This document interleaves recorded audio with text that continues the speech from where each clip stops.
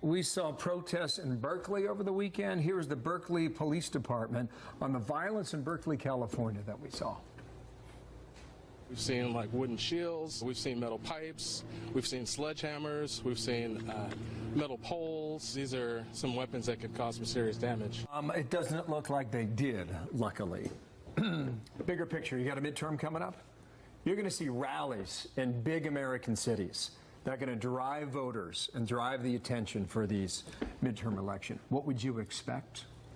I guess you may see some of this, but I think there's a this is probably maybe not indicative, let's hope, of what is generally going to be happening in the political debates this fall. I don't see this as being more than kind of a campus violence issue, which I think does need to be addressed. And maybe in this case, it's good that there is less tolerance for violence when people have disagreements in this case. What do you think, Mark?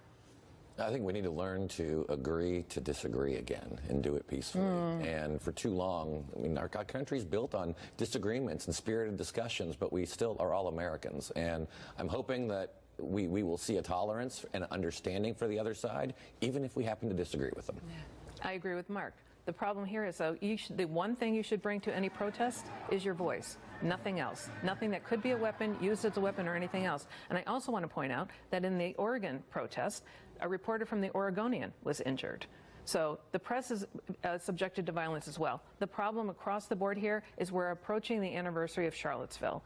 And this kind of hatred and violence and fighting doesn't do any good anywhere, anytime. Let's have the debates, let's have the arguments like we have here and everywhere else, but violence is never an answer to anything. My sense is Labor Day and after that point, you're going to New York, Chicago, LA, there's going to be massive organized protests. Peaceful, but they're going to be there to drive up a turnout.